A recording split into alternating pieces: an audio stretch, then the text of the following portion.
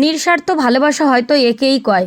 কারণ কি, কয়দিন আগে আমি ভাবতেছিলাম যে এই গাছটারে না লাগাইছি না জল দিছি না কিছু করছি, দেখো কি সুন্দর একটা আমার চাল কুমড়ো দেছে, একটাই দেছে, বেশি দেয় নাই, ওর ওই একটারই ক্ষমতা ছিল।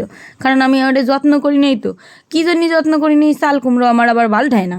তো এই একটা চাল কুমড়ো হয়েছে, বুড়ো হওয়ার আগে ভাবলাম এটারে কাটিয়ে কুটিয়ে আজকে রান্ধি খাই। বৃষ্টি বর্ষার দিন, আজকে আর সবজি টবজি কিনবো না, এই ঘরে যা আছে তাই আর কি রানবো।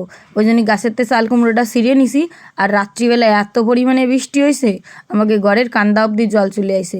ওই ঘর তো এমনি বানাইছে আমার সৌর পুকুরির ভিতর, কোন সময় জল ঢুকে যায়, আবার দেয়ালটা দেখছি ফাটিয়েও গেছে। এদিকেই গাছের মানে ঘরের উপর গাছটা পড়ে রয়েছে, এই গাছ আমার বরটা আবার সরাচ্ছে না, এত রাগ ধরতেছে, মাথায় বারবার ঠুন খাচ্ছি। তারপরে আমি ভাবতেছি, এই যে শুনতেছি যে তুমি এই গাছটা কি কাটবা না, কাছে দাঁড়াও, লোক পাচ্ছি না, কি করবো, নরমভাবে কলো। গরম দিলি তো আবার জানে, যদি রান্ধে না খাই বৃষ্টি বর্ষার দিন তখন কী করবে না। সেই জন্যই এক সপ্তাহ তো থুয়ে গেছিলাম, সেদ্ধ ভাত ছাড়া তো আর কিছু খাতে পারি নাই ওই রান্ধে। তাই জন্যই আর কি ও আমার সে গরম দিয়ে কথা কয় না, যাক ভয় পাইছে, এটাই আমার বাল ঠাকছে। এখন আমি চা খানা বানাই নিয়ে দোকানে যাচ্ছি। এই দেখো, এই পাড়াতে নদী পার হলাম, সমুদ্র পার করে চাটা নিয়ে গেছি, চাটা খাইয়ে বাজার করেছি। আর ভাবছি বৃষ্টিটা কমিছে, এই ফাঁকেই তোকে মাঝি ফেলাই, মাঝি গুছিয়ে না আনলে তোরা তো আমার মাথার উপর পড়বি নি। ওই যে আগের দিন কইছিলাম আকাশ আর বৃষ্টির ব্রেকআপ হয়েছে, এগে ব্রেকআপের কতদিন যে রেস্ট থাকবে জানি না, নিম্নচাপ বাতায় দিছে। নিম্নচাপ আমাকে সহ্য করতে হবে। এখন কড়াই, কালা একখানা কড়াই নিছি, ওই কড়াইতে খানিক তেল দিছি। এই যে কালা কড়াইটা হলে কী হবে, এত সুন্দর করকরে মাছ ভাজা হয়। এর আজকে এবারে ইউনিকভাবে রানবো। রসুন, জিরে, কাঁচা লঙ্কা নিছি খানিক, ওটারে বাটবো। আর এই ধারে কড়া কড়া করে আমার মাছ কিন্তু ভাজা একদম সুন্দর করে হয়ে গেছে। একটা মাছের কিন্তু ছাল চামড়া ওঠে নাই, দেখো কীরকমভাবে মাছ ভাজতে একটু শিখে নাও। যারা পারো না, এরকম একটা কালা কড়াই কিনে নিবা 400 টাকা দিয়ে, তারপরে এই কড়াইটাই মাছ ভাজবা। ওই গ্যাসেও হয়, উনুনেও হয়। আর এধারে খানিক চিংড়ি মাছ আনছিলাম 200 গ্রাম, আমার মাই আবার চিংড়ি মাছ ভালো খায়, সেই জন্যই। আর ওই চাল কুমড়ো দিয়ে রানবো চিংড়ি মাছ, সেই জন্যই। আর এই যে জিরে ফোড়ন দিয়ে দিলাম, মাছগুলো বাজে বুঝে সেই তেলের ভিতর। এখন দিছি পেঁয়াজখানা যে ভাজা ভাজা হয়ে গেছে, ওই মশলা খানিক দিয়ে দিলাম। আজকে সর্ষে বাটা দিয়ে করবো, তাই সর্ষের ভিতর এত কিছু দেয় কি না জানি না, কিন্তু আমার মনে হলো একটু দিই, কীরম লাগে খাইয়ে দিই। কারণ আমি তো এই মর্জির মালিক, কেউ তো কোয়ার নাই, আর কোনো শিক্ষকও নাই, সেই জন্য আমি যা পারি তাই করবো। তখন ছোটো ছিলাম, ভাবতাম সংসার ধর্ম কি কিছু না, মারে দেখতাম বৃষ্টির ভিতর সেই উঠোন কুড়োতো, বাসন মাজতো, কাঠের জালে রাঁধতো, খড়ি মড়ি ভিজে থাকতো, মা কত কষ্ট করে করতো। ওই তখন পাত্তা দিই নেই, ভাবতাম যে মার তো এটা ধর্ম, কর্ম করবে। আমরা ওই খাতাম আর টিভি দেখতাম, প্রাইভেটে যেতাম, মজা মারে থাকতাম। কিন্তু এই দেখো, এখন বুঝি কি জ্বালা সংসার। যারা প্রেম প্রীতি করে বিয়ে করতে যাও, সংসার ধর্ম কিন্তু খুব খারাপ, একটু ভাবে চিন্তে করো। বাবা মা জেনে বিয়ে দেয় সেনে করার চেষ্টা করো, তাহলে ভালো হবে। আমিও যদিও বাবা মার ইচ্ছা মতোই করছি, নিজের ইচ্ছা সমেতই, তারপরেও কিন্তু সংসার কী জিনিস আমি বুঝতে পারতেছি। শাউরিরা কিন্তু অত বুঝবে না, শাউরিরা ভাববে আমি জীবনে যা কষ্ট করছি তোরও করা লাগবে।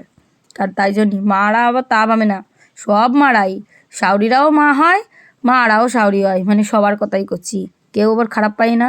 কিছু কিছু মা পাবলিক আছে জানো তো, এগিয়ে আবার কিছু কোয়া যায় না, কলিবারে ওই দুই কাট করে ঝগড়া বাঁধায় দেয়। দেখো আমি কিন্তু ওপেন করছি, এতে আবার ঝগড়া বাঁধানির কিছু নাই। যাই হোক, দেখো সর্ষে বাটাটা ঢালিয়ে দিচ্ছি, জানি না কেন এই সর্ষে বাটাটা দিতে আমার মন চাচ্ছিল না, তারপরে ভাবলাম দিই তো। আর আমার মাইয়ে আবার সর্ষে বাটার ঝোল বেশিটা পছন্দ, ও এমনি ঝোলমোল কিছু পছন্দ করে না, আমি একটু জোর জার করে খাওয়াই। তারপরে এই যে এখন একটু ভালো করে জাল হবে, তারপরে খানিক ধনে পাতা কিনেছিলাম 5 টাকা, দিতে চাই না, কয় কি 5 টাকার ধনে পাতা হয় নাকি, কইছি তুমি দাও দিন, অত কথা কই না। তারপরে দেশে, তারপরে 2 ভাগ করেছি, ভাবছি কি একটুখানি সর্ষে দিয়ে এই যে বুলা মাছ দিয়ে ধনে পাতা দিয়ে রানবো ঝোল, আর একটুখানি রানবো হচ্ছে চাল কুমড়ো দিয়ে চিংড়ি মাছ। ভাবছিলাম ঘন্ট রান্ধি, তা ঘন্ট আবার কী খায়, ও পছন্দ হয় না, কী যে নচিয়াটা লোক আমরা সব। তো যাই হোক, এই ধো মাছের ঝোলের কালারটা কিন্তু ভালোই হয়েছে, আমি এটারে থুয়ে আসি, বাইরে বৃষ্টি হচ্ছে। আর এইদিকে আমি কিন্তু রান্নাবান্না সব কমপ্লিট করে ফেলতেছি। আর এই যে আবার খানিক তেল দিয়ে দিলাম কড়াইতেই, কড়াইটায় দাও কি সুন্দর তেল গলে, তেল না দিলেও রান্না হয়ে যায়।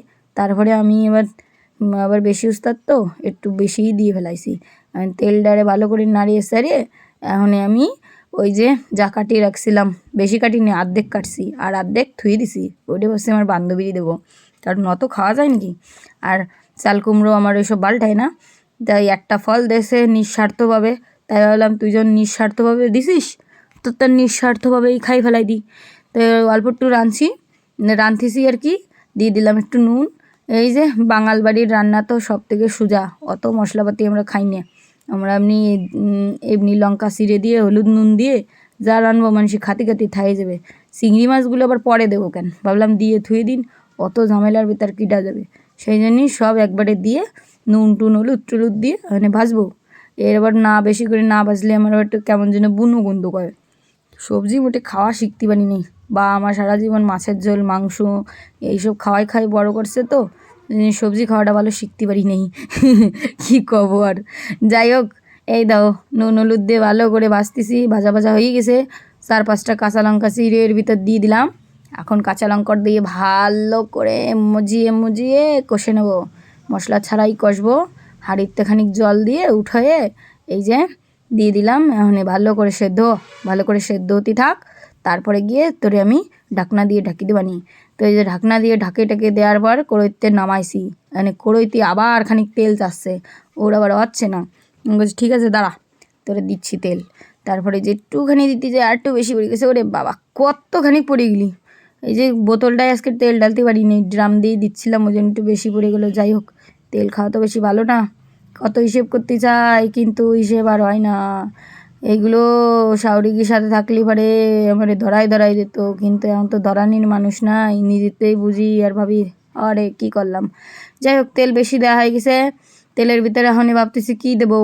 তেল তো ফুটে একদম ফেনা হয়ে গেছে, তেলের ভিতর খানিক জিরে ফোড়ন দিয়ে দিলাম। জিরে কটা এখন উঠোতে হবে, নিয়ে সাঁতার কাটতেছে তেলের ভিতর, হাত পা ছড়াইয়ে ভাবতেছে আর একটু পুড়িয়ে ন, বেশি করে এমনি বৃষ্টি বর্ষার দিন তোর গে রাঁধতে আসতে এই দূরই কষ্টই হয়, যাকে ঘরের ধারে রান্নাঘর তাকে তো কোনো জ্বালা নাই, ওই জন্যই কি আর কব, কষ্ট হয়। যাই হোক দেখো, ওই যে আমি কিন্তু জিরেগুলো উঠাই নিছি ভালো করে। এখন এর তেল আনি দেবো, আর কি দেবো, কি দেওয়া যায় কদিন তোমরা, আমি তো ভুলে গেছি। ও হ্যাঁ, তাই তো, একটু রাঁধুনি ফোড়ন দিলি ভালো লাগবে না, তাই না? রাঁধুনি খানিক দিয়ে দিলাম, অল্প একটু দিছি, বেশি দিই নাই।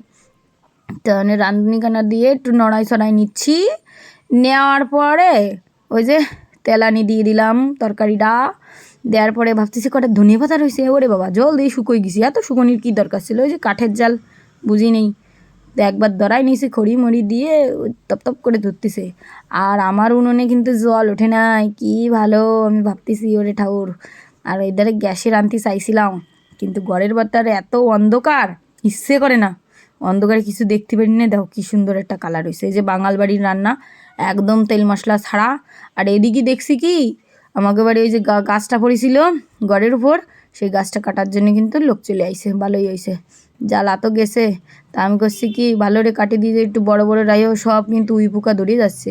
আর এদিকে আমার মায়ের শুনছি, বাবা কেমন হয়েছে রান্নাটা, কই কি বিশ্রী রাঁধছো, মাছের ঝোলটা তিতে হয়ে গেছে, ভালো হয় নাই। মায়েরা ওর বাবা খাইয়ে উঠে চলে গেছে, মানে যেই দিনই রাঁধি মন পাইনি, এত সুন্দর করে রাঁধছি, তোমরা তো দেখছো, জানি কেন সর্ষেগুলো মানে রোদ্দুরি দেওয়া হয় নাই ভালো রে, ওই জন্যই তিতে গেছে, কেটে দিলাম। তারপরেও মায়ের মুড়ির দেহে আমার ভারী কষ্ট হচ্ছে, ওরে আমার মায়েরা এমনি কিছু খায় না। তারপরে আবার এই করতেছে, এই যে জ্বালানি টালানি আবার উনুনের পর দিয়ে এবার বাড়ি হাঁটলাম, টাটা।